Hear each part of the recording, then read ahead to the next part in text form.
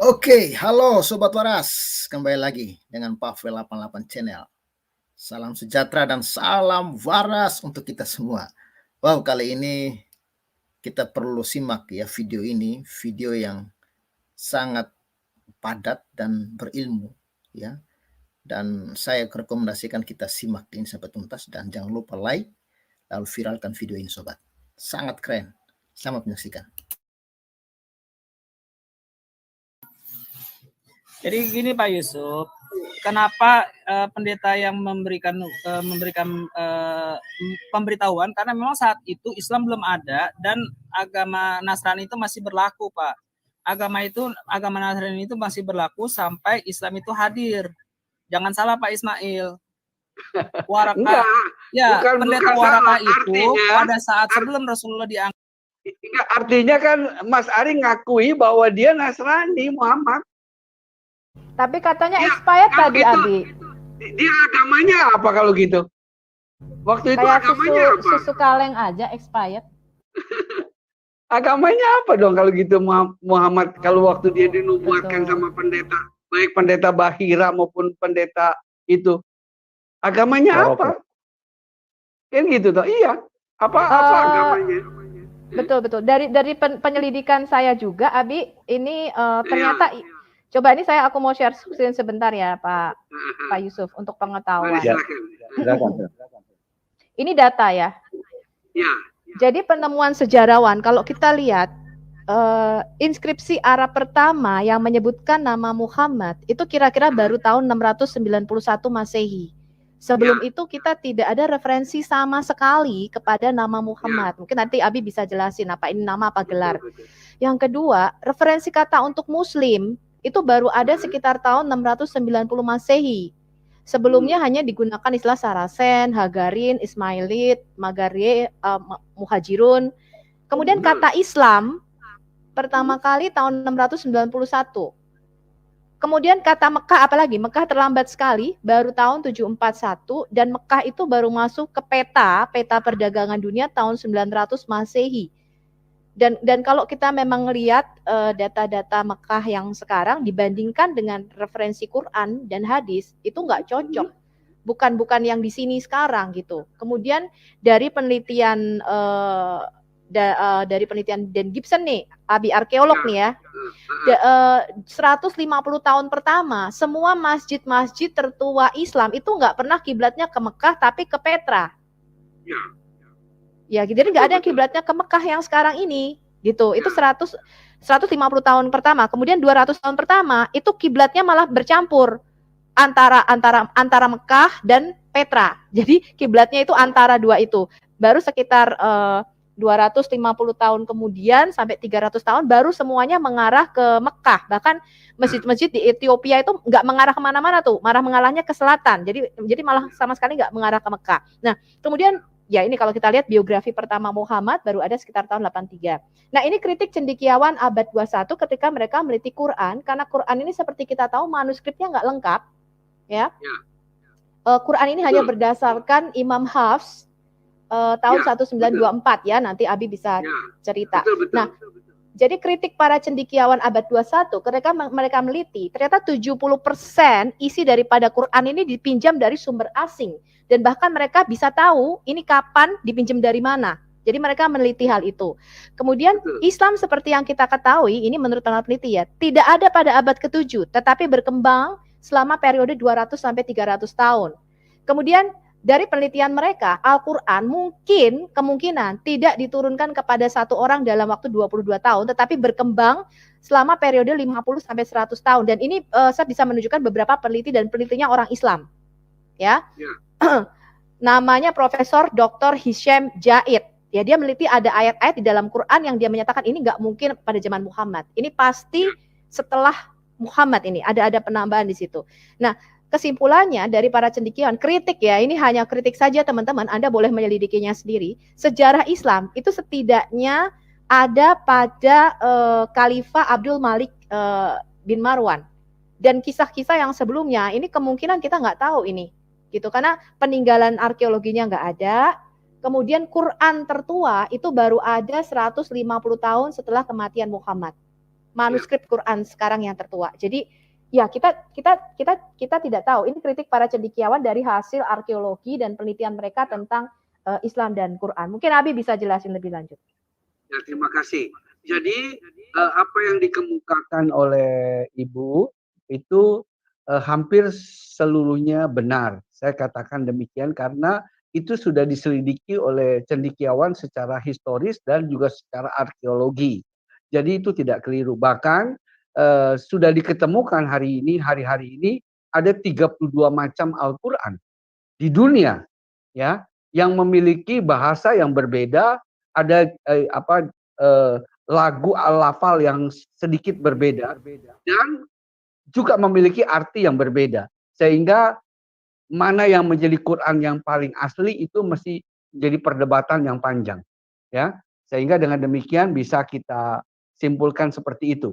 Dan yang kedua, saya membaca misalnya yang disarikan dari Ar-Raqiya Al-Maktum, karya yang ditulis sejarawan Syekh Saifur Rahman Al-Mubarakpuri serta Al-Bidayah wan Nihaya, ya, karya Ismail bin Umar Al-Quraisy bin Katsir Al-Basri atau masyhur dengan nama Imam Ibnu Katsir, ya, yang terkenal. Itu Nabi Muhammad atau Muhammad itu dipanggil oleh istrinya itu bukan Muhammad tapi Abul Qasim, ya. Apakah itu dia punya nama sebenarnya, ya, Abul Qasim, ya? Nanti para generasi milenial itu perlu menyelidiki lebih lanjut, ya. Saya mendorong tadi seperti ada satu bapak mengatakan, mari generasi milenial gali lebih jauh. Sehingga dengan demikian kita mampu menjelaskan kepada orang lain dengan objektif, dengan baik, ya, sehingga mereka terbuka akal budinya, terbuka hatinya. Dan kita bisa melihat, kita hanya berupaya sekuat-kuatnya dengan pertolongan Roh Kudus, maka Tuhan akan bekerja dengan luar biasa. Dan ini akan membuat gerakan yang luar biasa. Ini kalau semua generasi milenial melihat hal ini, wah, ini akan goncang generasi milenial yang ada pada setiap suku bangsa, ya. Karena kebenaran-kebenaran ini akan diungkapkan semua. Dulu nggak ada internet, nggak ada apa, ya, ada orang berangkat di Mesir boleh ngomong sepuasnya di satu tempat, ya orang nggak bisa ngecek. Sekarang tinggal pakai jempol bisa ngecek, ya. Ngaku-ngaku kuliah di mana gitu ya Abi ya, ternyata kita cek nggak ada nih dia kuliah di situ, ngaku-ngaku. Ilmu-ilmu yang ada di sana bisa ketahuan, jadi tidak ada yang bisa tersembunyi, ya. Nah, itulah yang perlu kita gali, ini yang perlu kita sajikan kepada masyarakat umum, ya. Dan kita tentu berdoa berharap bahwa mereka mengalami jamahan tapi dengan penuh ilmu, begitu, ya.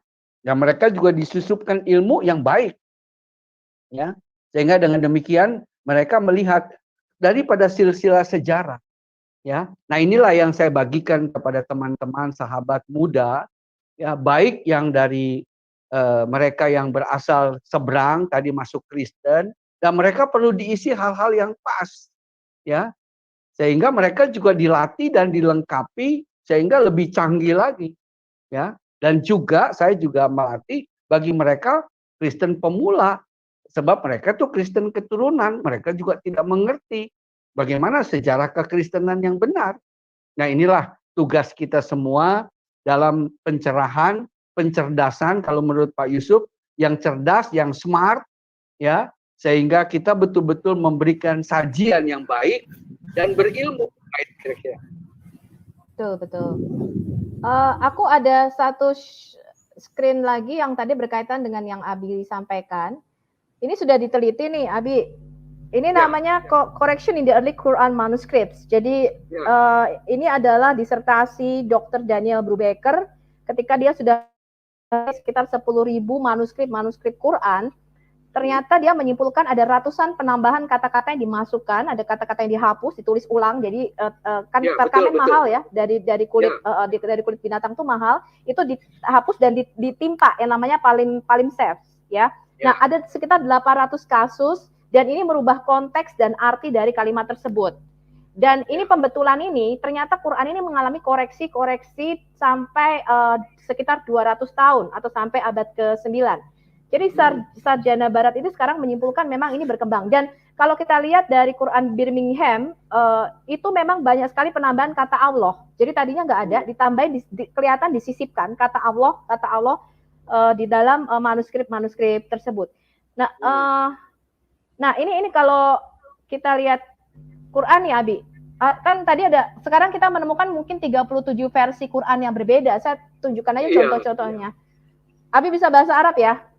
Enggak begitu. Saya nggak ahli, jangan. Oh ya, saya pikir ini. Saya dimarahi, ya. Betul. Ini kita tunjukin aja nih, Abi, Quran Hafs dan versi Kalun. Ini ternyata ada kata-kata yang berbeda di situ. Betul. Ini mengubah arti. Ya. Ini saya tampilkan beberapa aja nih, Pak Yusuf.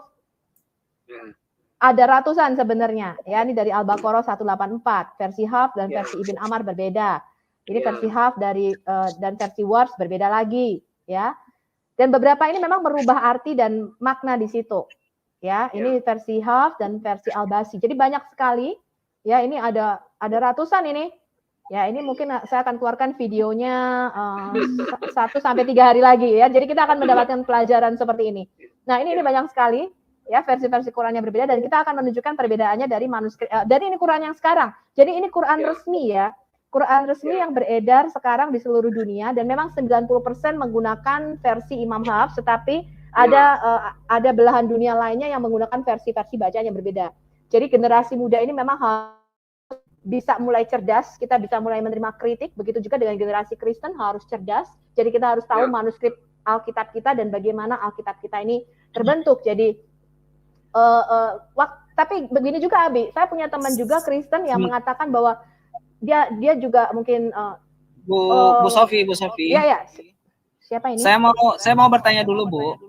Dari mana silakan. Ibu bisa meyakini yang Ibu tunjukkan adalah manuskrip-manuskrip asli, sedangkan manuskrip-manuskrip yang asli itu sudah dibakar di zaman Khalifah Utsman bin Affan karena Utsman bin Affan mengkhawatirkan manuskrip-manuskrip yang terpotong-potong itu digunakan kembali dan menyangkal Al-Quran yang sudah disusun dengan rapi. Jadi begini ceritanya, Bu.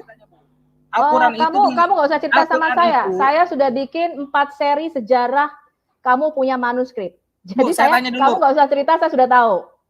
Enggak, saya tanya dulu sama Ibu. Kalau Ibu udah tahu, Al-Quran itu dibuat di zamannya Khalifah Utsman atau di Khalifah Umar, Bu?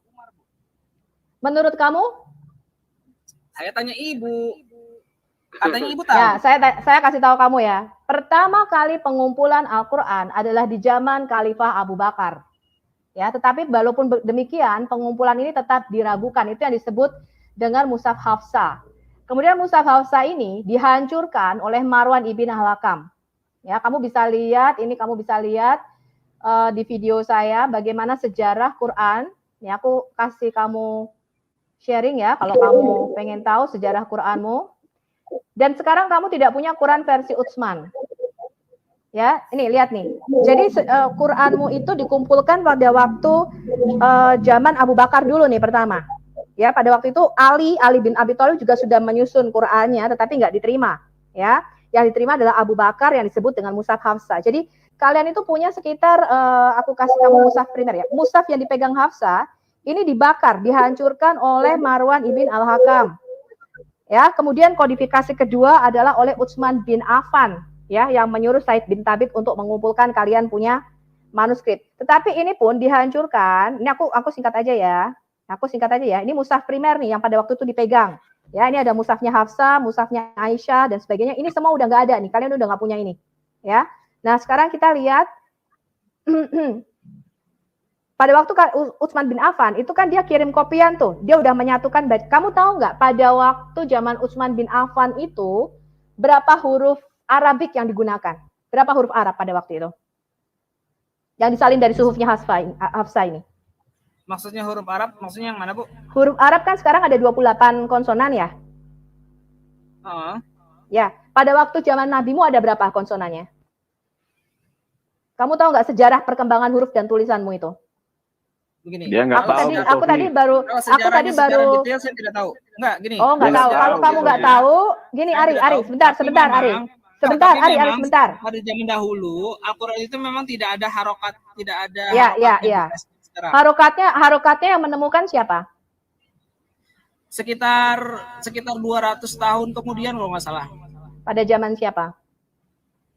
Ya pada zaman pokoknya sekitar saya kurang tahu pasti karena itu sekitar 200 tahun kemudian lah, Bu.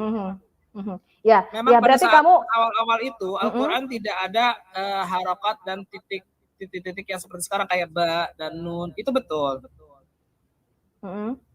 Kamu tahu Ya, nggak ada berapa Jadi, ayat yang jadi, Bu, sebentar? Kamu tahu nggak ada berapa ayat yang hilang dari Quranmu yang sekarang ini? tidak ada yang hilang, Bu. Masa? Tidak ada yang hilang.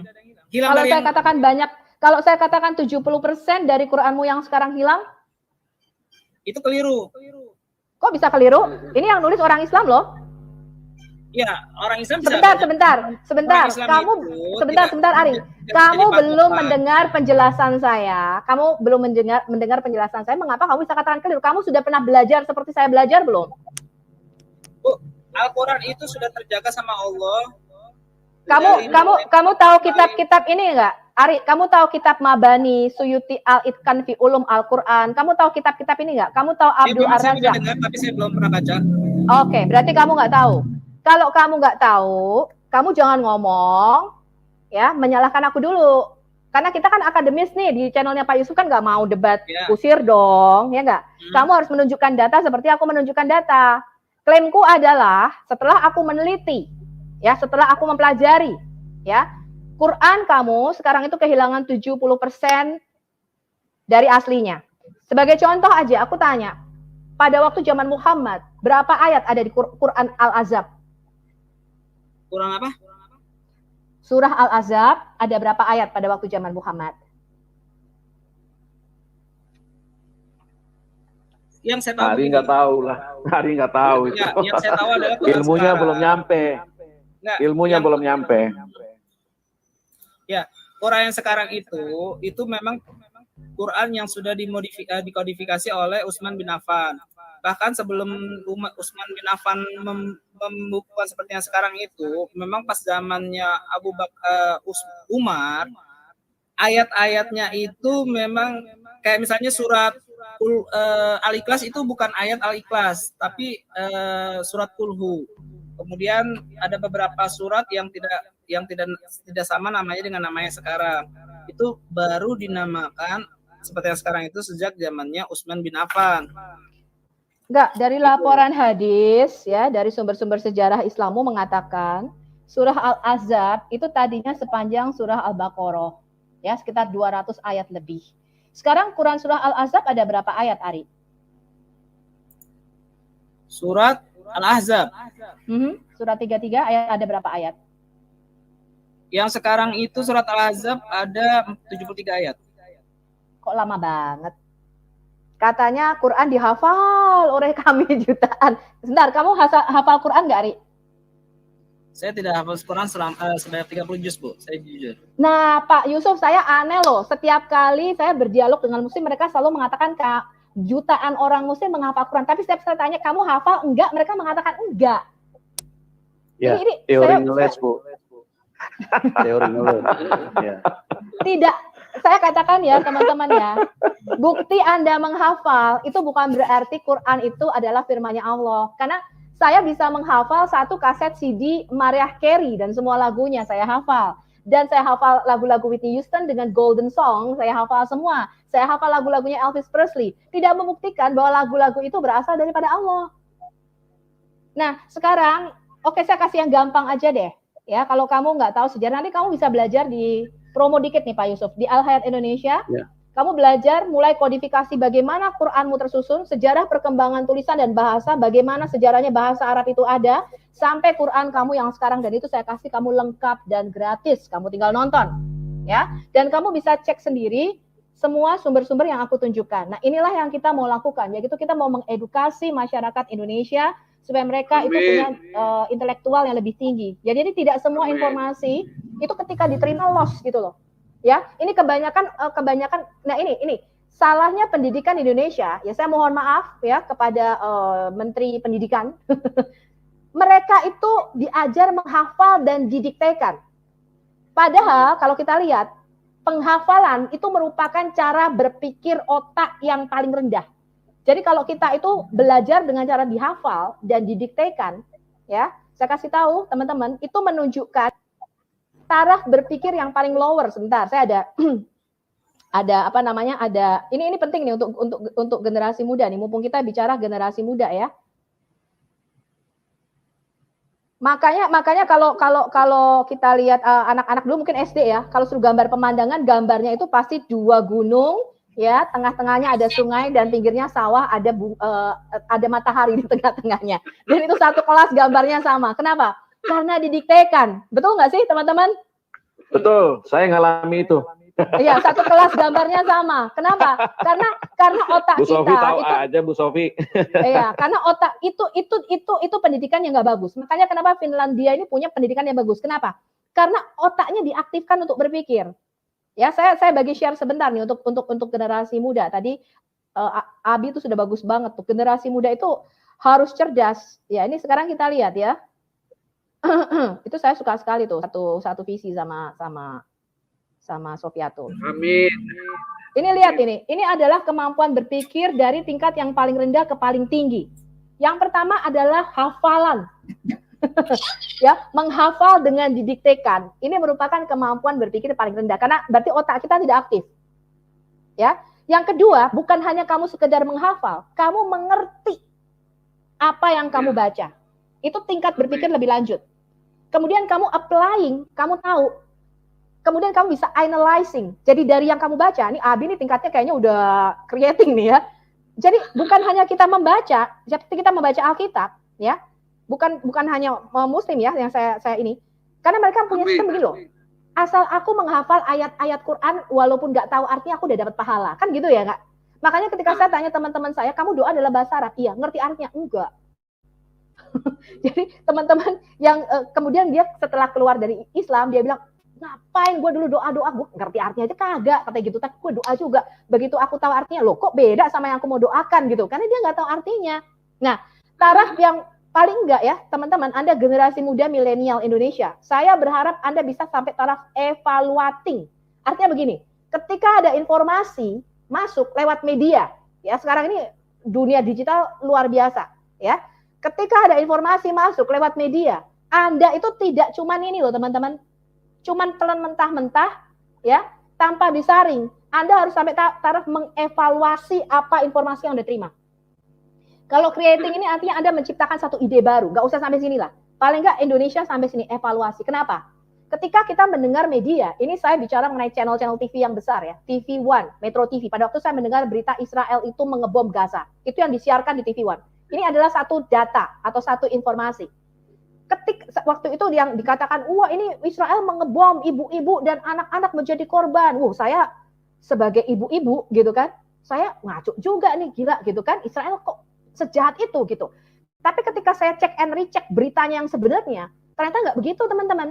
Ya, ternyata Israel itu membalas serangan Gaza yang mulai duluan gitu loh.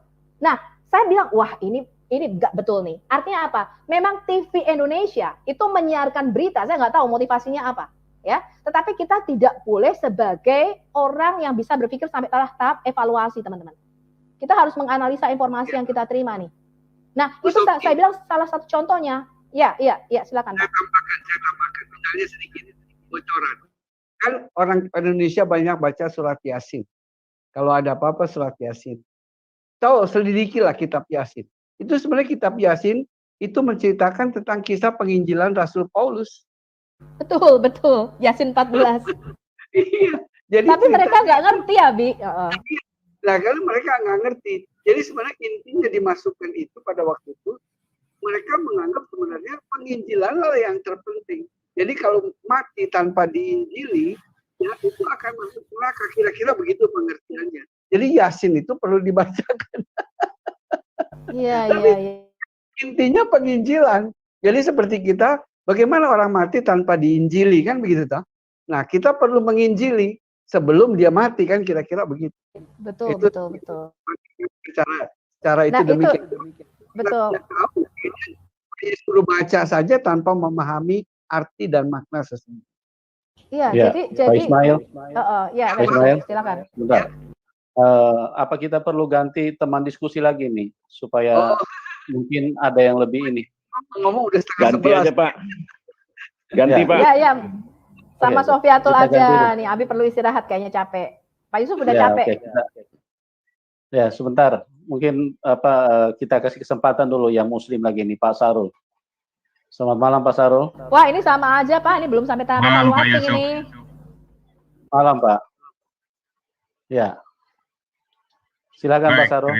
terima kasih Pak Yusuf. Yang pertama saya sampaikan, karena channel Pak Yusuf begitu hebat, nomor saya sampai bingung saya menghitung, menelpon saya tercerahkan dengan channel Pak Yusuf ini. Mereka kembali ke dalam Islam yang benar. Pak Ismail, Ya. bisa dengar saya? Assalamualaikum. Ya. Waalaikum. Ya, sehat Pak Is. Ya. Jadi saya ngelihat Pak Ismail ini kayak Kiai Ma'ruf baru pulang sholat ini. Alhamdulillah. Ya, semoga sehat Pak Is ya. Alhamdulillah Pak. Baik, terima kasih.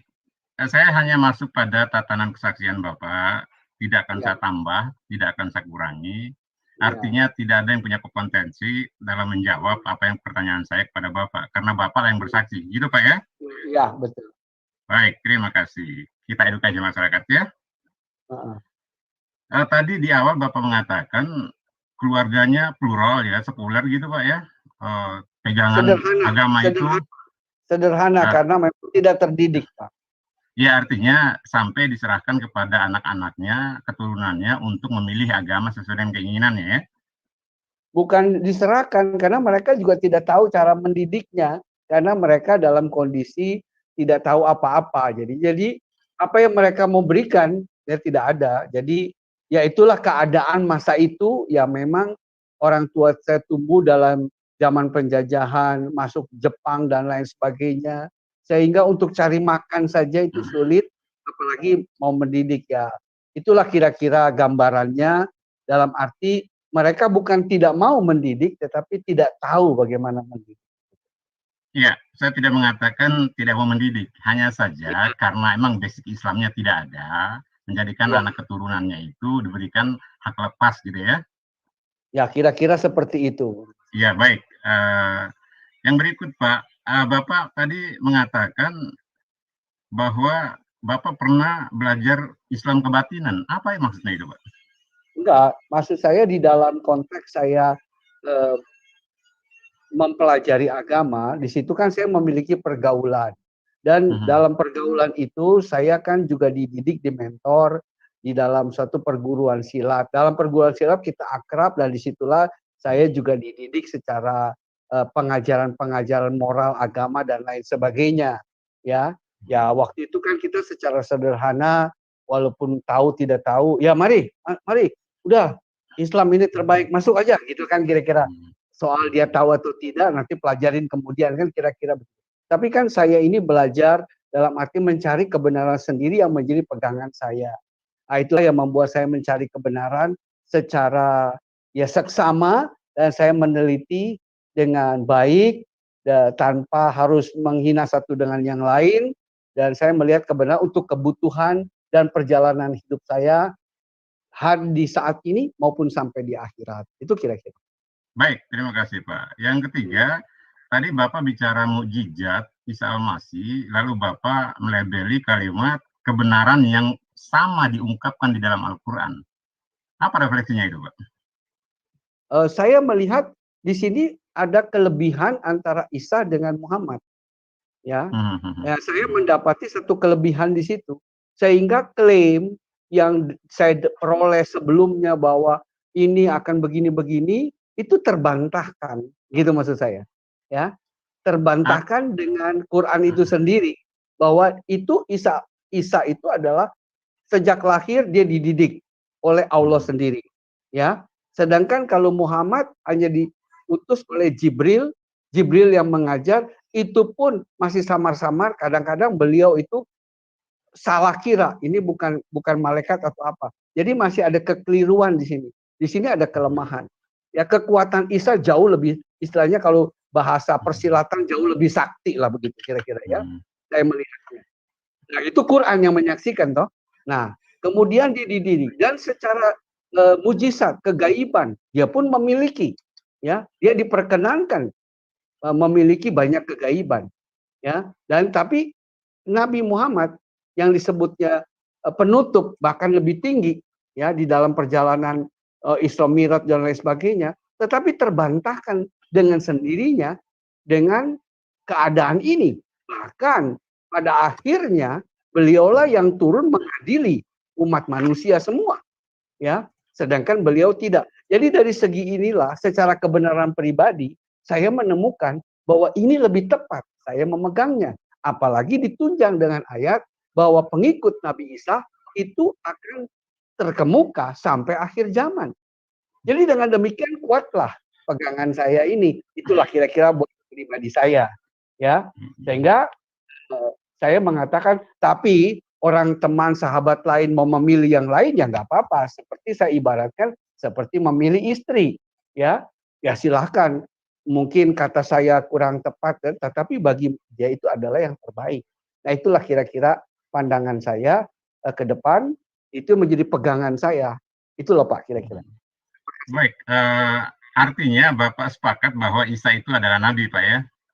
Bukan Nabi, dalam kelebihan. Kalau soal Nabi, bukan bentar dulu. Saya bicara, bentar dulu. Kebenaran yang Bapak maksud Isa itu di dalam Al-Quran, saya tidak bicara pada konteks yang berbeda ya. Bapak membicarakan bahwa Isa itu terungkap kebenarannya di dalam Al-Quran, itu kan kesaksian Bapak. Iya. Esensi Isa di situ apa, Pak? Biar jelas ya, biar pendengar itu paham. Nah, saya waktu itu tidak memberikan esensi dia Tuhan atau bukan, tapi saya membandingkan secara analogi dia memiliki kelebihan daripada Muhammad. Itu saja. Baik, ya. Baik. Setelah itu saya menggali lagi di dalam Alkitab dalam konteks membandingkan, baru saya menemukan ternyata apa yang Quran tulis menjadi pengarah di dalam Alkitab. Saya menemukan bahwa dia adalah Tuhan dan Juru Selamat. Itu maksudnya. Jadi progres perjalanan saya jelas. Baik. Justru menarik kalau ini ada tambahan dari Bapak. Pada saat Bapak Islam, Bapak justru memberikan komparasi terhadap kitab lain tentang Isa. Maksud Bapak gimana, Pak? Antara saya waktu mempelajari Islam, saya mengkomparasi antara posisi Nabi Muhammad dengan Isa, Nabi Isa. Kelebihannya jelas, lihat Isa jauh di atas segalanya, itu kelebihan. Nah, berarti dengan atas segalanya bahwa dia adalah dimuliakan dan lain sebagainya, itu terbantahkan dengan sendiri. Sehingga saya mencari korelasi bahwa ini karena Isa itu sumbernya dari Alkitab, saya mengarah ke sana. Dan itu di situ saya menemukan yang lebih dahsyat lagi. Nah, itu loh Pak. Siapa yang bilang Isa itu sumbernya dari Alkitab, Pak? Loh, karena kan itu Injil, Pak. Isa membawakan Injil. Kan Quran sendiri menulis, dia diturunkan oleh Allah. Kitab yang mana yang Bapak maksud ini, Pak? Saya begini, Pak. Kalau soal kitab, dalam Quran sendiri tidak pernah dijelaskan bahwa Injil yang beredar saat itu, yang dipegang oleh itu palsu. Nggak ada. Nah, nanti, jangan, nggak ada justifikasi palsu, Pak. Jangan. Maksud saya, komparasi Bapak tadi menemukan Isa di dalam kitab yang mana, Pak? Kitab Quran. Dalam kitab Quran dijelaskan kan, dia punya kegaiban, dia punya bisa membentuk. Bukan komparasi Bapak dengan kitab yang mana sehingga Bapak temukan Isa. Tidak ada. Quran menjelaskan. Quran menjelaskan dalam surat Maryam dan lain sebagainya. Sedangkan dalam Quran juga dijelaskan bahwa Nabi sendiri tidak mengenal tentang iman. Dia tidak tahu tentang iman. Dia tidak mengerti kegaiban. Bapak dapat ayat dari mana, Pak? Ya, baik, udah jelas, Pak. Bapak dapat ayat dari mana, Pak? Bahwa Allah itu melebihkan Isa. Dari mana, Pak, dapatnya? Oh, itu nggak ada. Itu kan terlihat kan? Bukan, itu kan terlihat jelas, Pak. Kalau Isa itu dapat berbuat mujizat, itu kan sudah diceritakan. Nggak perlu saya tanya dengan yang lain. Itu Artinya, Al-Quran. artinya Bapak udah memberikan justifikasi yang baik bahwa Isa adalah nabi. Bapak juga tidak berani mengatakan bahwa Isa itu Tuhan, ya? Saya tidak masuk ke sana. Baik, terima kasih. Terima kasih. Artinya, biar penonton mendengar, Bapak itu hanya mengatakan Isa itu bermukjizat. Walaupun Isa itu mengaku hanya atas izin Allah. Kan itu ayatnya, Pak, ya? Dia punya kelebihan. Kelebihan Itu nggak bisa kita bantah, nggak bisa kita bantah. Isa menghidupkan burung dari tanah liat, ya, menghidupkan orang mati. Tapi kan pengakuan ujungnya itu kan atas izin Allah. Itu Pak, ya? Betul. Baik, sepakat Pak gitu ya? Semua atas izin Allah, Pak. Artinya semua pun hadir karena izin Allah. Iya. Saya fokus pada Isa saja, jangan ganggu komparasi ke kita karena kita membahas Isa saja. Jadi selanjutnya saya mencari kebenaran yang lebih dalam. Karena Isa berkaitan dengan Injil dan saya mencari dalam kitab Injil, ya, saya menemukan hal-hal yang lebih besar dan itulah yang membuat penetapan dalam diri saya. Saya mengambil Isa sebagai pegangan saya. Okay. Baik. Terima kasih Pak. Yang terakhir, kalau masih boleh Pak Is. Masih boleh Pak Is? Ya bolehlah sedikit. Baik ya. Tadi saya dapat kalimat kesaksian Bapak, terlalu banyak kesusahan di dalam Al-Quran sehingga Bapak dapatkan banyak kontradiksi di dalamnya. Atau berikan satu ayat, benturannya dengan ayat yang mana Pak? Sehingga Bapak memberikan kesimpulan bahwa terlalu banyak kontradiksi itu. Silakan Pak. Kontradiksi dari segi silsilah Pak. Jadi begini. Dibuka saja ayatnya, biar kita bicara data, ayatnya mana? Kalau ayatnya terus terang saya catat, saya mesti tinggalin dan saya mesti bawa. Ini kisah aja. Kalau Bapak sudah baca Quran, Bapak akan tahu. Saya kasih contoh begini. Hari ini nih Pak ya. Hari ini nih Pak, tanggal 22 jam 10.20 ya kalau tidak salah. 10.23 Pak. 10.40 ya Pak. Saya bicara dengan siapa nih Pak? Dengan siapa saya bicara? Sahrul Muhammad Saleh. Sahrul Muhammad Saleh. Baru pertama kali saya jumpa di channelnya Pak Yusuf Manubulu. Betul Pak? Insya Allah. Seandainya saya nih yang cerita 30 tahun kemudian. Saya cerita nih 30 tahun kemudian. Bahwa kepada, seandainya saya masih hidup. Ya Bapak juga masih hidup. Saya cerita kepada anak cucu saya. Anak cucuku, aku ketemu Sahrul Muhammad di Yusuf Manubulu. Itu pada bulan Januari ya, tahun 2000. Ya, kira-kira saya bicara benar atau salah, Pak? Salah, Pak. Salah ya, betul. Atau kalau saya bicara lagi minum, sorry. Kalau saya dianggap benar, berarti bukan saya yang asli yang ngomong. Betul, Pak? Ya. Berarti Pak Ismail yang diserupakan. Islamil diserupakan. Betul, Pak? Ya. Kalau saya yang asli ngomong, walaupun 100 tahun kemudian, saya mesti sama. Hari ini tanggal 23, engkong, ayah, apa, mbah, ingat, mbah ketemu ini di channelnya Yusuf jam sekian cerita tentang Quran. Itu tidak pernah berubah. Betul, Bapak? Yep. Nah, itu toh. Ya. Nah, baik. Sekarang Bapak, ilustrasi ini saya mau cek. Bapak cerita banyak kisah di dalam Al-Quran. Contoh, kisah ketika Nabi Musa ketemu dengan Allah. Itu pertama kali, Pak. Ketika dia bertemu di dalam satu surah, dia berkata, coba lempar tongkatmu. Dia lempar tongkat jadi ular. Kemudian masukkan tanganmu. Yang satu cerita berkata, masukkan tanganmu di ketiakmu. Yang satu berkata, taruh tanganmu di lehermu. Saya mau katakan, yang mana yang benar? Ini Allah yang cerita. Allah yang cerita, bukan orang lain. Kecuali orang lain yang ngomong. Kalau Allah yang ngomong mesti sama. Tapi saya dapati lain. Padahal kisahnya satu. Tentang Musa. Bapak boleh cek. Itu kisahnya banyak. di berbagai Jadi, surah. Enggak, biar kita bicara data, Pak, buka ayatnya. Jadi biar jelas, kita bahas ayat itu. Jadi ilustrasi itu tidak bisa memberikan komparasi yang sama dengan ayat itu. Enggak, ini kisah bukan ayat. Ini saya cerita tentang kejadian. Artinya bukan ayat ya. Enggak kejadian, Pak. Ini kan kejadian. Saya ketemu. Kita kan bicara. Klaim Bapak kan kontradiksi nih ayat Al-Qur'annya nih, ya Pak ya? Ya. Nah, jadi kontradiksi ini kita benturkan dengan ayat-ayat yang kontradiksi. Jangan bercari asumsinya, Pak, gitu loh. Enggak, ini kan disebutnya cerita tentang hal yang kontradiksi. Saya kan ambil dari tadi saya katakan dari segi historis. Seperti saya cerita ketika saya ketemu Bapak hari ini.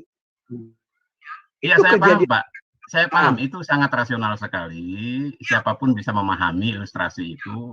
Saya hanya ingin agar pendengar meminta pertanggungjawaban Bapak terhadap justifikasi bahwa Al-Quran itu terlalu banyak kontradiksinya. Satu ayat saja biar kita bahas itu, Pak, maksud saya.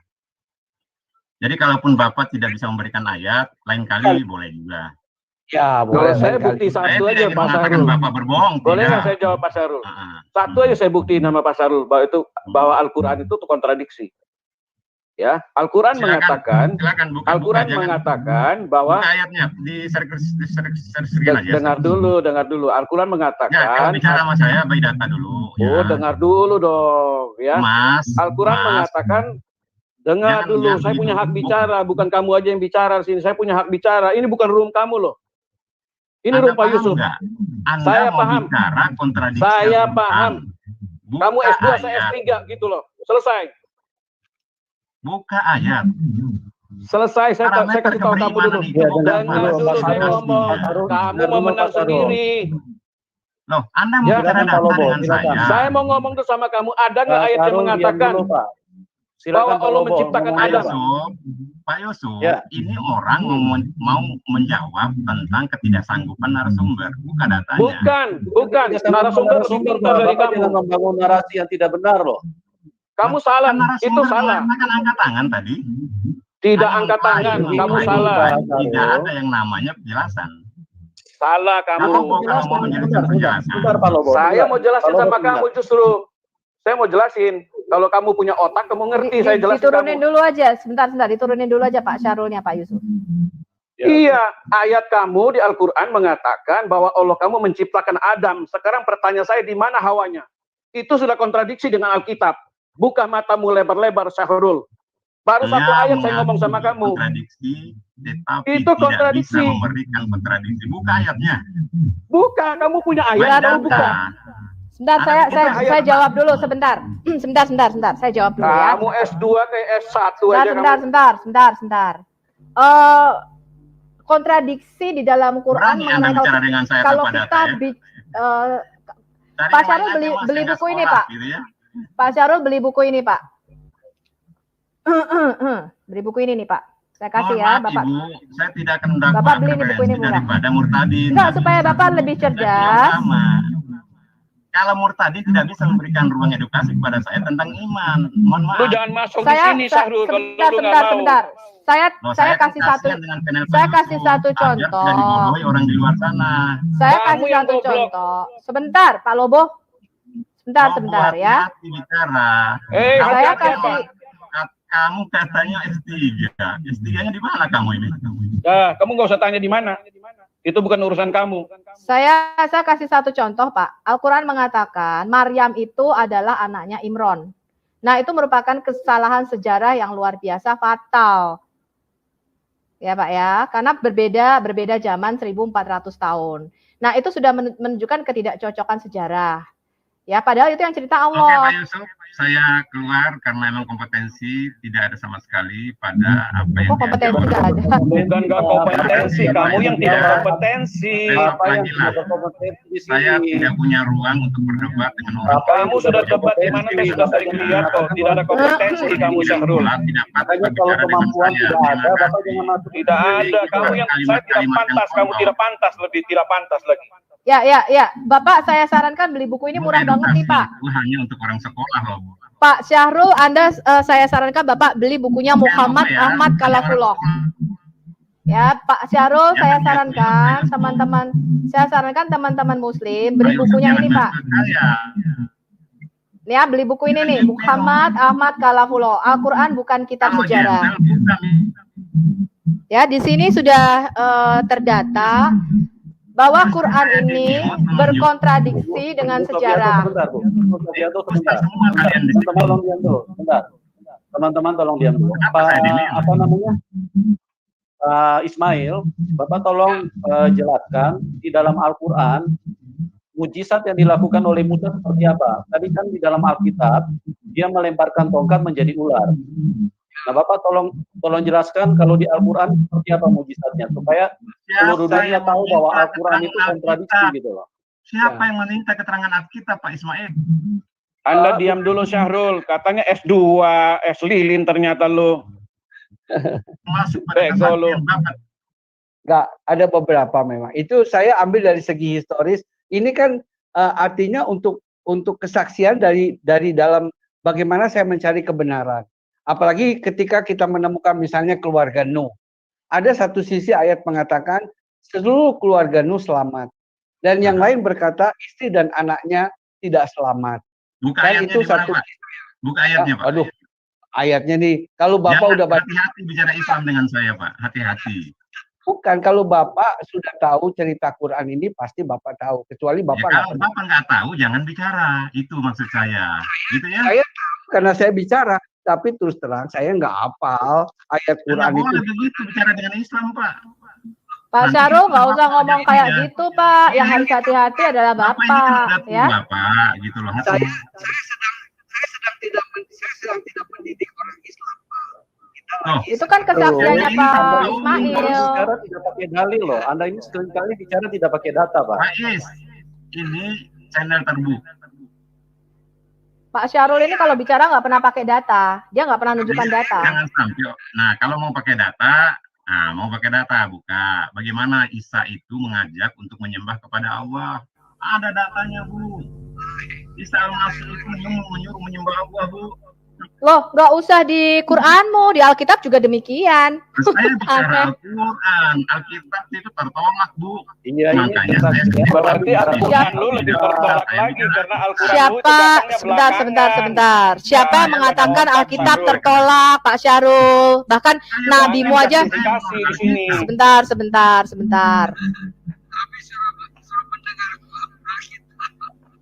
Kan mungkin saya menerima Alkitab pasti tertolak karena saya Muslim. Logikanya sederhana, Bos. Pak Farul, gini loh. Anda tuh jangan setiap kali menggunakan bahasa tertolak ya. Kalau Anda menggunakan bahasa tertolak, Anda itu tertolak di sini. Kami itu tidak menghargai Anda. Kami itu tidak mengenal Al-Quranmu. Kami tidak mengenal apa imanmu. Jadi nggak usah membangga-banggakan orang tertolak. Anda dikasih kesempatan di sini untuk berdiskusi. Jadi jangan mengatakan kalau orang lain itu tertolak. Itu Anda itu tertolak di sini. Tapi saya selalu kasih kesempatan untuk Anda bicara gitu loh. Anda mau bicara atau mau bicara Oke, Pak Yusuf. Makanya saya tidak mau masuk pada ranah. Sekarang saya tanya, kalau Quran itu firman-Nya Allah, mengapa Allah bisa salah sejarah, Pak Syarul? Nggak bakal nyampe kamu bertanding kayak kamu, nggak bakal nyampe. Loh, kok nggak bakal nyampe? Ya, kalau saya Bapak lebih pintar, Bapak jelasin kenapa Maryam di dalam Quran bisa tertukar 1400 tahun, Pak. Saya nggak punya kompetensi dengan orang ini, Pak Is. Mohon maaf ya Pak Is kalau ada salah-salah kata ya. Ya, silakan Pak Syarul. Selamat malam. Silakan, sampai ketemu. Memang lu salah katanya banyak. S2 kayak S lilin ngomongnya. Parah lu, Sarul. Terima kasih Pak Yusuf ya. Nanti kalau gue tunjuk data lu ngeles lagi ke sana, ngeles lagi ke sini. Udah loh, Bo. Kamu sama Kandi aja sama-sama nggak sekolahmu itu. Enggak. Lu Pak Lobo, tinggi lu. Pak Lobo, Dasar kebanyakan itu mereka memang tidak melihat sejarah karena Quran itu kan bukan kitab sejarah. Jadi memang cerita tentang Maryam itu tertukar. Ya, dikatakan Maryam anaknya Imron, saudaranya Musa dan Harun. Ini merupakan salah sejarah, ya. Kemudian dikatakan orang Samaria membuat lembu emas pada zaman Musa. Ini sudah kita lihat, ini salah banget sejarah. Karena orang Samaria baru ada 700 tahun setelah Musa mati. Nah, dari situ kita kan akan mempertanyakan, gitu loh. Kalau ini Allah yang ngomong, kenapa bisa salah sejarah? Nggak mungkin dong, gitu kan? Ya kan? Itu baru Betul, dua loh yang setuju. aku kasih tahu ya. Ya, sama-sama Abi. Jadi begini, maksud saya begini. Memang inilah tugas kewajiban Orangnya, kita. Ya. Halo, kedengaran? Oke Pak. Ya, udah kedengaran. Silakan Pak. Ya. Memang ini menjadi tugas dan kewajiban kita, dan saya berterima kasih pada Pak Yusuf Manubulu dan tim yang selalu siap menyajikan. Ini justru memang kita harus membongkar dari segi di sini, karena inilah titik kelemahan yang terparah, dan mereka begitu dibutakan sehingga mereka mengalpakan sejarah, ya. Dan padahal itu sejarah membuktikan, padahal mereka selalu mengatakan gunakan akal sehat, gunakan nurani sehat. Tapi ternyata secara praktek itu iblis telah membutakan mereka, itu kasihan. Nah, dari segi ini, nah inilah kita perlu tidak bosan-bosan mengingatkan. Saya berterima kasih kepada tim Pak Yusuf Manubulu dan terutama Bu Sofi dengan ininya. Saya nggak keburu siapkan, saya juga punya data hampir sama tapi mungkin tidak sebanyak Ibu Sofi yang sudah siap, ya. Saya Jangan khawatir Pak. Di Sarul Boleh itu juga kalau bicara tidak pernah pakai data Pak, tidak pernah pakai dalil. Mereka cuman ilmu ini aja.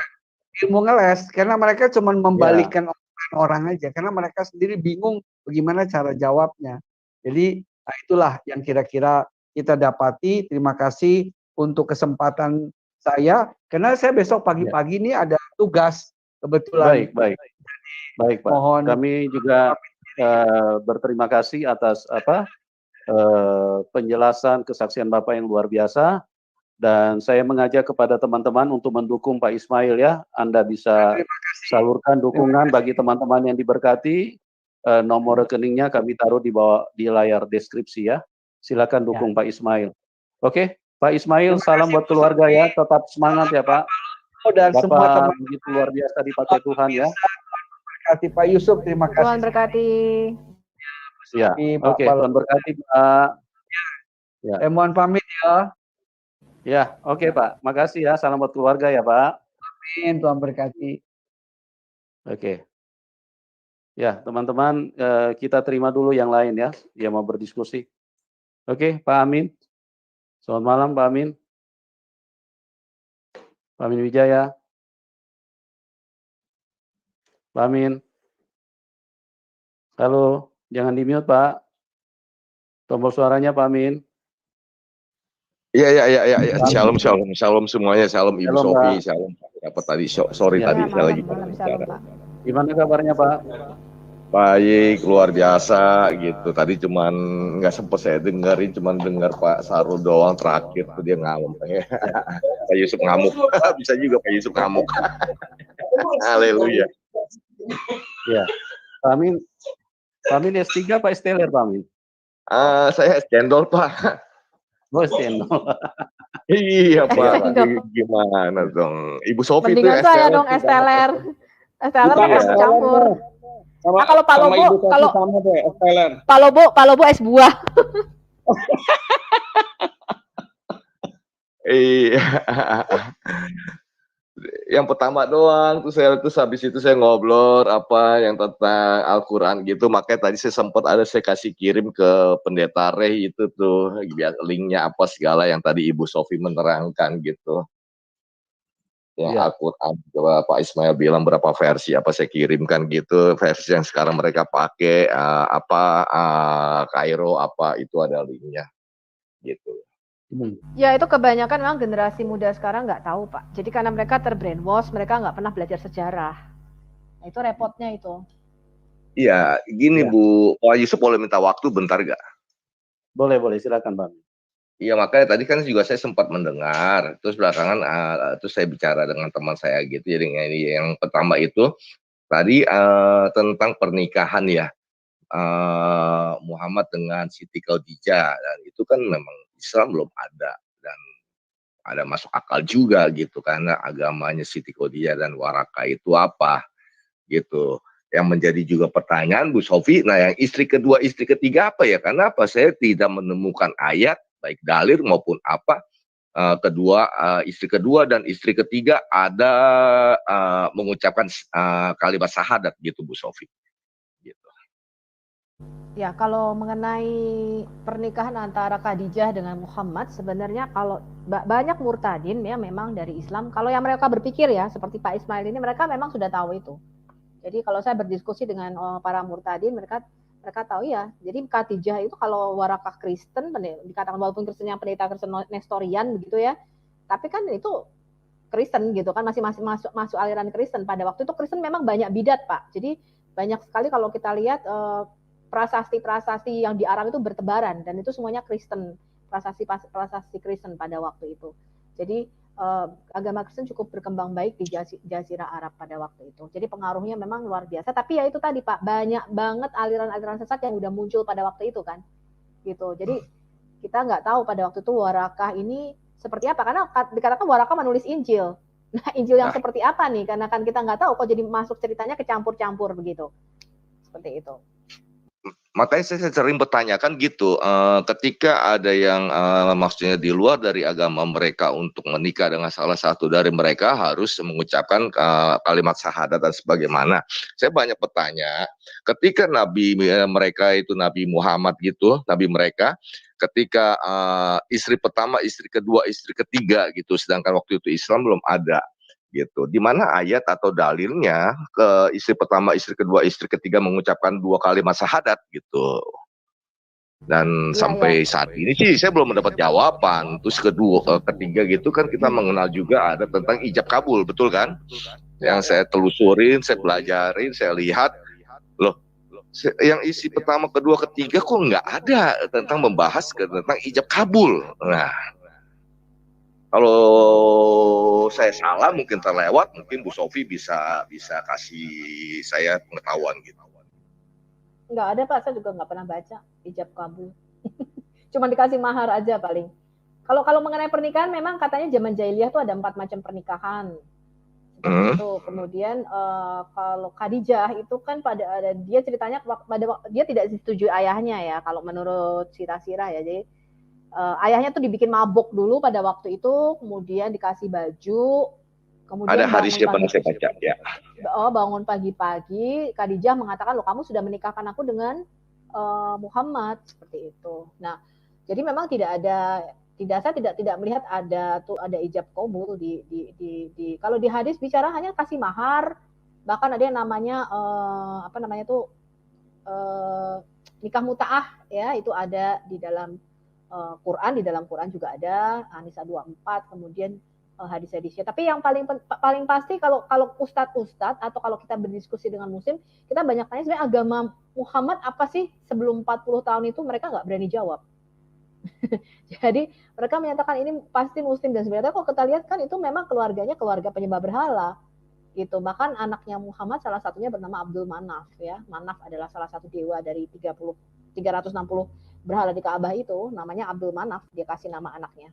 Dan memang anaknya paling besar namanya Qasim, jadi makanya dia dipanggilnya Abu Qasim, seperti itu. Anaknya laki-laki kan ada beberapa, ada 3 anak ya, laki-laki dia punya.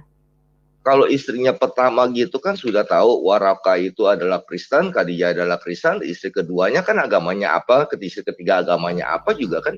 Kalau Khadijah Kristen saya rasa enggak sih Pak. Karena ada dalam salah satu hadis itu memang di dalam rumah Muhammad dan Khadijah itu mereka menyembah beberapa berhala.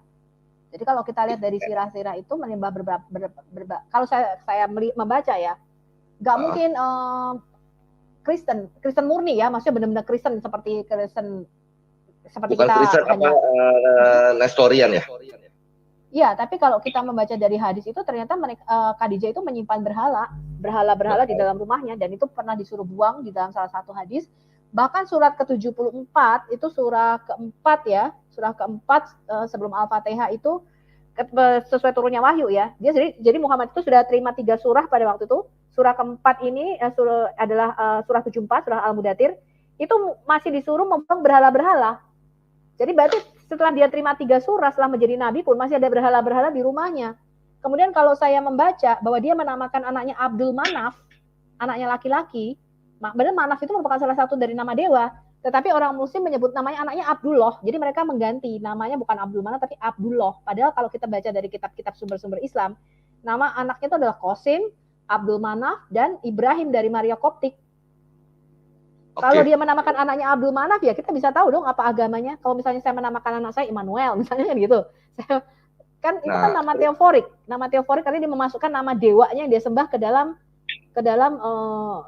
nama anak kita kan, misalnya Immanuel ya kan, atau Yahya itu kan nama teoforik. Elia itu nama teoforik. Kalau dia menamakan anaknya Abdul Manaf, ya kita sudah tahu siapa itu Manaf. Jadi pernikahan yang pertama, kedua, ketiga itu dilakukan secara apa dong? Secara hukum Islam kan Islam juga masih belum, kalau menurut saya baca sih ya. Ya itu Pak yang kita tidak ijab kabulnya ya. juga, ijab kabul juga nggak ada, mengucap istri pertama, kedua, ketiga mengucapkan kalimat syahadat juga saya belum, sampai saat ini saya belum pernah ketemu ya apa ininya semua gitu. Iya. Nggak, kita tidak bisa mendapatkan kejelasan secara pasti, tetapi pernikahan zaman jahiliyah itu ada 4 macam kalau dari hadis itu sendiri. Dan kemudian itu 3 dibatalkan oleh Muhammad, hanya pernikahan dengan mahar yang katanya pada waktu itu kemudian Muhammad melarang 3 bentuk. Jadi ada 4 bentuk macam pernikahan pada zaman jahiliyah. Itu. Terus tentang Maria Koptik gitu, udah tahu kan Maria dari Koptik gitu, yang pasti dia adalah bukan Islam. Yang menjadi juga pertanyaan, apakah ada gitu dalam Al-Quran atau apa itu Maria Koptik mengucapkan kalimat 2 syahadat ketika menikah dengan Muhammad gitu? Saya sih belum pernah dapat kalau ya. Maria Koptik itu kan statusnya budak Pak Amin. Jadi dia tidak dinikahi resmi. Kan Muhammad punya banyak budak-budak apa namanya? Budak-budak seks kan. Budak itu banyak Pak selain istri-istrinya itu. Itu tidak dinikahi. Ya, betul, budak atau apa gitu istilah zaman dahulu atau apa. Tapi kan ketika mereka harus menurut umat Muslim ini kan budak Pak, itu harus dinikahin. Enggak. Kalau budak itu ketika dia membeli, ini aturan sampai sekarang ya, yang namanya hamba yang dapat dengan tangan kanannya, baik itu dari peperangan ataupun dari ya pokoknya kalau Maria Koptik kan hadiah gitu ya, dikasih. Itu sudah, begitu dia dikasih artinya itu sudah kontrak. Jadi tidak ada yang namanya kontrak pernikahan. Kalau itu kita mau bahas dalam aturan Islam, ketika dia kontrak bahwa kamu jadi budakku, ya sudah, itu nggak ada lagi kontrak pernikahan. Justru kalau dia menikahkan, dia membatalkan kontrak budak ini Pak, jadi istri kan, bukan lagi jadi budak dong, gitu. Tetapi ini tetap budak, statusnya sampai mati juga tetap budak semua, ini budak-budak yang gitu. Jadi dalam Islam itu begini, kalau ini budak, kamu nggak boleh menikahinya. Sebab kalau kamu menikahinya, kamu membatalkan kontrakmu dengan dia sebagai budak. Iya, tapi kan kita selama ini mendengar dari saudara-saudara Muslim kita ini, mereka berkata istrinya Muhammad itu ada berapa, termasuk di dalamnya adalah Maria Koptik, betul nggak? Iya betul, tapi tidak. Nah kalau istrinya udah berapa berarti menjadi istri disahkan. Tapi saya juga belum ada ketemu misalnya pernikahan beliau dengan Maria dari Koptik, misalnya ya gitu, ijab kabulnya pernikahannya kayak apa, terus mengucapkan kalimat 2 syahadat seperti yang saudara Muslim lakukan pada saat ini gitu. Saya belum menemukan gitu. Oke, kita sapa dulu nih teman-teman kita nih, Pak Helia, Mbak Takokak, selamat malam. Selamat malam Pak, salam. Shalom Mbak, haleluya, luar biasa nih. Mbak Takokak ini semangatnya baru dibaptis ini tahun 2021, tapi penginjilannya sudah memenangkan 200 jiwa nih buat Tuhan Yesus. Wah, baru dibaptis tahun 2001. Bulan apa Pak Helia dibaptis? Itu pas hari kebangkitan. Hari kebangkitan. Hari apa ya? Hari Minggu. Bu Sofiatul. Ya. Bu Sofiatul. Ini Pak Helia ini Ustadz loh Pak. Apa Bu Sofiatul? Wow, luar biasa. Ustadz. Ya Pak Helia, mungkin ada yang bisa dibagikan ke kami. Dian, selamat malam Pak Dian. Pak Dian. Selamat malam Pak Yusuf, salam semuanya. Apa kabar Pak Dian? Baik Bu, baik Pak, baik. Tuhan baik. Pak Dian selamat ini malam, juga salam Ustadz. kenal semua. Wah, Ustadz semua ya. Ustadz juga, beliau ini pernah digendong Tuhan Yesus pada waktu sakit parah tidak bisa bangun selama 3 bulan. Ini disembuhkan Wow. secara luar biasa sama Tuhan Yesus. Amin, haleluya, puji Tuhan. Pak Yusuf, kayaknya bukan Ya. Pak Yusuf dengan saya bukan Ustadz, kayaknya mesti menyingkir dulu ini. Kenapa? Amin. Pak Yusuf sama saya bukan mantan Ustadz, kayaknya kita mestinya berdiam diri biar mereka yang Jangan berbicara. gitu Pak Amin. Pak Amin kok gitu saya masuk. Udah Jangan deh. Pak Amin, jangan keluar dulu Pak Amin. Saya juga Ustadz Pak Amin jangan gitu. Ustadz kan nggak ada Aku jadi malu ini. jasanya. Pak Amin itu senior saya. Jadi kalau ada Pak Amin apa nge-share tentang berita-berita rohani kan selalu saya baca Pak Amin. Ya, betul. Senior aki-aki dong. Iya. Kita udah aki-aki katanya Pak Yusuf. Bapak-bapak leluhur. Ilmunya Kalau sudah ke saya- ini. Saya perlu Kalau ke saya banget ini belum ada apa yang share bantuan. ini rohani. Ya, ya. Ada mau di-sharingkan mungkin atau gimana Pak Ya, Yusuf? Mbak Takokak silakan, Mbak Takokak. Apa yang mau di-sharingkan, Mbak? Silakan. Kalau menurut saya sih yang tadi diceritakan oleh Pak siapa itu yang narasumber, Ismail. Pak Ismail. Ismail. ya katanya bernubuat ya. Jadi kalau namanya nabi itu bernubuat, jadi ada kelebihan dan memang kalau saya lihat di Al-Quran sendiri tidak berbohong juga ya, sebetulnya tidak berbohong. Itu kurang lebih mungkin ada lebih banyak ayat yang menceritakan Isa Al-Masih dan kelebihannya. Jadi mujizatnya nyata mujizatnya. Terus dia memang mereka walaupun tidak diterangkan bahwa dia Tuhan, tapi diterangkan adalah roh Tuhan, roh Allah di surat 66 ayat 12. Jadi kalau Allah itu tidak pernah berbohong, dia mengucapkan kalimat yang benar di surat 19 ayat 34. Firman Allah juga dia di surat 3 ayat 45. Persamaannya mungkin di Yohanes 1 pasal 1 ya. Itu Ya. kalau di Quran mungkin di surat 3 ayat 45. Firman Allah dia, atau di surat 4 ayat 171 ya. Itu memang bisa Ya. menyembuhkan orang sakit. Pak gitu. Helia, mau Ya, nanya betul. dong, kan selalu kalau kita ngomong ke teman-teman, saudara-saudara kita, itu mereka keberatannya begini, Isa itu kan kalimatullah, tapi bukan kalamullah. Nah itu bedanya apa sih, Pak Helia? Kalau kalamullah itu kan diturunkan menjadi kalam nafsi. Gitu. Kalau kalimatullah itu Tuhan yang berkata-kata. Pada awalnya Tuhan yang berkata-kata. Gitu. Jadi berbeda. Sebenarnya sama aja ya, karena kan Quran juga disebutnya kalimatullah juga sebenarnya. Tidak, kalau Quran itu kalam nafsi, kalam yang tertulis. Kalau firman Allah, kalimatullah beda. Tuhan yang berbicara melalui media, itu teknologinya Tuhan. Nah kalau dibilang teknologi Tuhan. Teknologi Tuhan kepada Isa, bagaimana caranya manusia bisa mengerti, ya menciptakanlah teknologi seperti itu yang tidak bisa dimengerti oleh orang Muslim sampai sekarang. Itu loh, itu ya kalau bahasa teknologinya teknologi lah, teknologi Tuhan melalui itu. Karena kalau Tuhan turun ke bumi, kalau tidak memakai media, memang ada di surat As-Sajdah ayat 5 ya, Tuhan pernah turun ke bumi dengan sekian waktu lamanya. Gitu. Kemudian urusannya sudah selesai kepadanya, naik kepadanya, Tuhan kembali lagi ke Arasil Majid ke sana. Jadi Tuhan pernah turun ke bumi, yaitu Isa Al-Masih. Kenapa tidak sadar ini? Harus sadar sebetulnya dari sekarang nih. Makanya saya mengikuti. Saya pernah berdoa Al-Quran memang sudah lama. Kalau saya tidak baca Al-Quran nggak mungkin saya bisa ditunjukkan, karena memang Al-Quran itu kitab petunjuk. Itu zalikal kitabul la raiba fihi hudal lil muttaqin. Sesungguhnya kitab ini aku turunkan bagi orang-orang yang bertakwa, diturunkan sebagai petunjuk bagi orang-orang yang bertakwa. Petunjuk mau ngapain lagi? Menunjukkan apa? Menunjukkan surat 3 Al-Imran ayat surat Al-Imran ayat 3 ya, surat 3 ayat 3.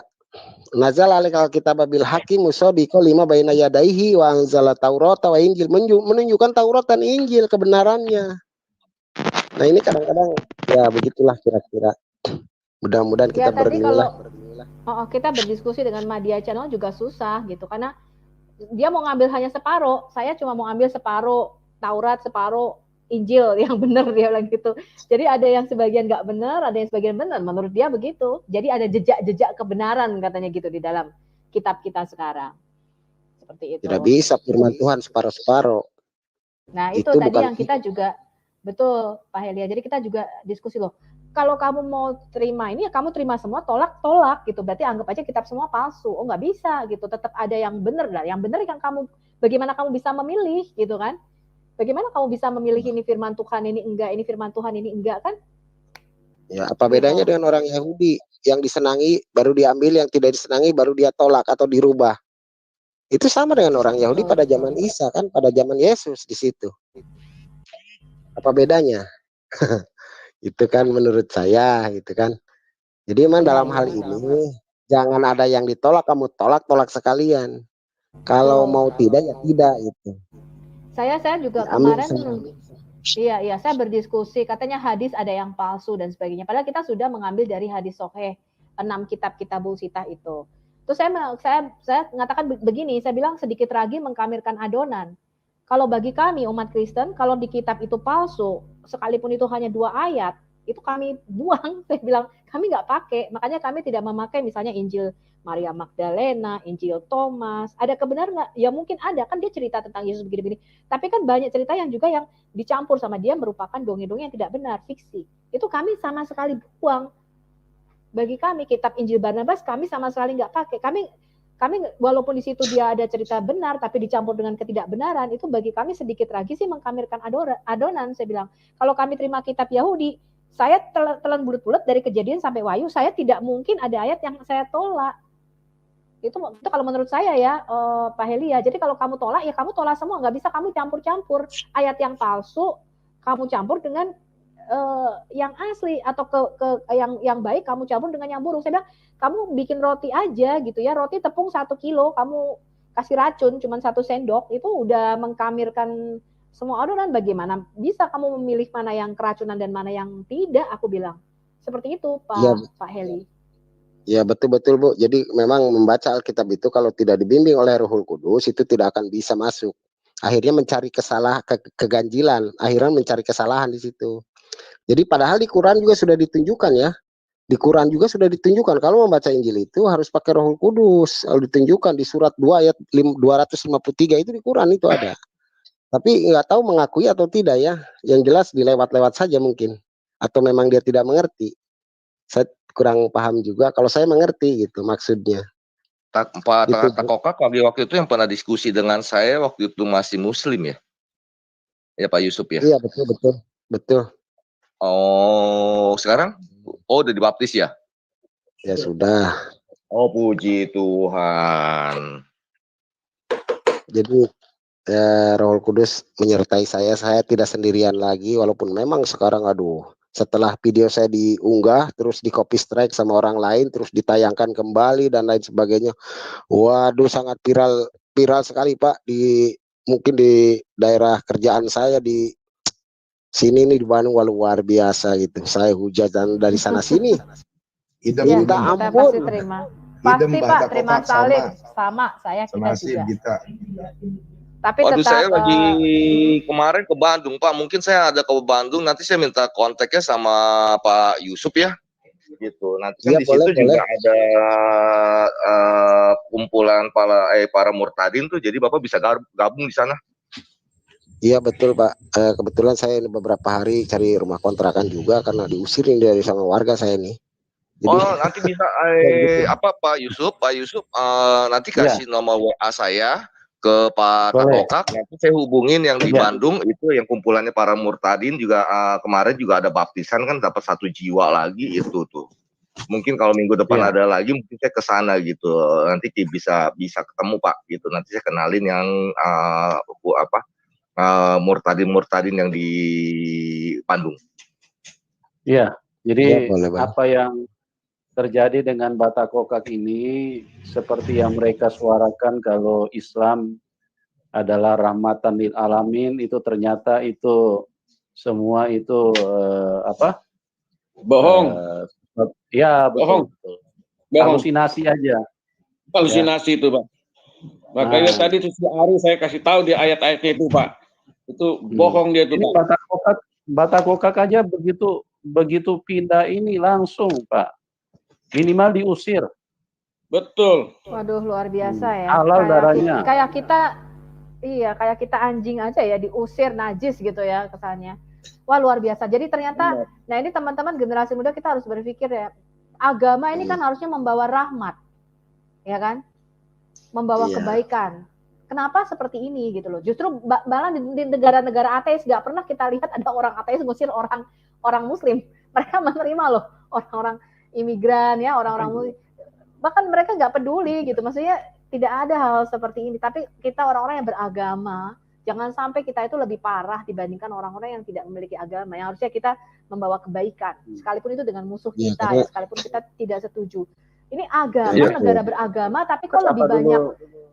Iya. Kita sapa dulu ini Pak Iya, Heru. silakan. Selamat malam Pak Heru. Khairul Anwar ya. Shalom semuanya. Waduh, ada bos kita. Gua angkat tangan dah kalau ada Pak Khairul. Loh, jangan gitu. Shalom Pak Amin. Shalom Shalom Pak bosku. Ian. Shalom Pak Elia. Shalom Bu Sofi. Ya, shalom Pak Yusuf. Saya malam hari ini benar-benar diedukasi yang luar biasa.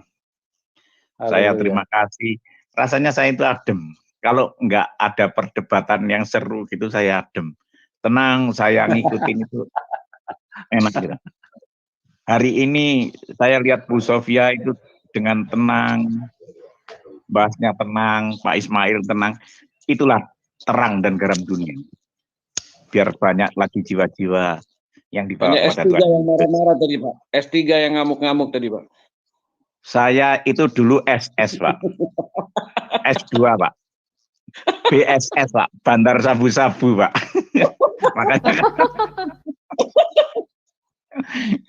Makanya tadi masuk sini Ustadz semua, kalau saya itu BSS, Pak. Bandar sabu-sabu. Penjahat. Jadi biar saya nemenin Pak Amin sama-sama penjahat, dilarang saling keluar. Makanya begitu beliau mau keluar, saya masuk. Saya temenin aja. Cuman salam aja semuanya.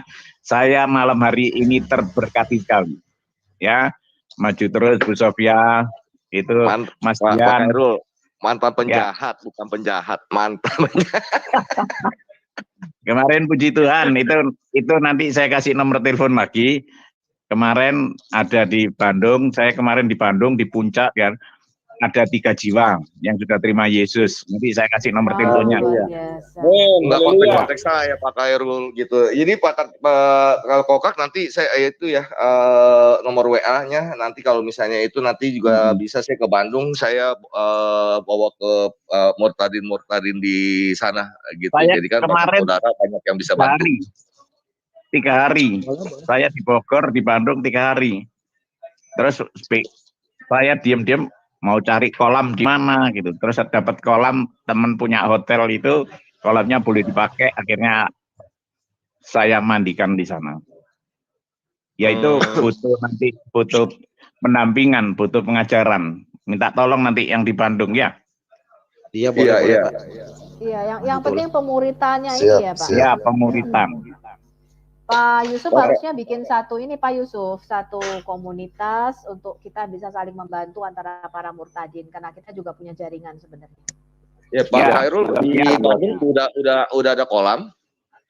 Sudah ada kemarin Mau itu nyumbang pinjam kolam kolam, Pak. baptisan. Enggak, soalnya kan ada rupanya kan kemarin saya juga ke Bandung kan 4 hari apa ya, akhirnya banyak bertemu teman juga ya itu ya para murtadin juga, dan ada juga ini yang dari luar kota, cuman saya kan nggak mau sebut daerah mana, Jawa lah gitu, yang mau dicelup juga gitu. Jadi mereka bawa ke sini aja Pak Amin, kita sediakan semua tempatnya katanya. Kemarin saya kebingungan, ada hamba Tuhan di sana yang saya hubungin, mereka ya takut COVID, kayak takut apa, waduh. Untung saya dulu jadi penjahat, nggak pernah takut apa-apa ya. Iya. Cari timnya itu di mana. Akhirnya saya telepon, dibukakan Tuhan, ya temen, oh lah ini temen dari Full Gospel, terus buka. Pak, di tempat kami Pak, boleh? Oh iya.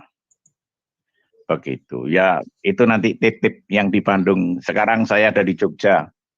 Jadi terus Jogja tinggal di apa? kontak aja lah kalau yang di Bandung, nanti saya usahakan itu Pak Khairul sama Pak Yusuf, katanya tuh Pak Yusuf Manubulu tolong Pak Takokak ya rekeningnya di-share katanya tuh di chat. Oh iya, boleh. Nanti kita share.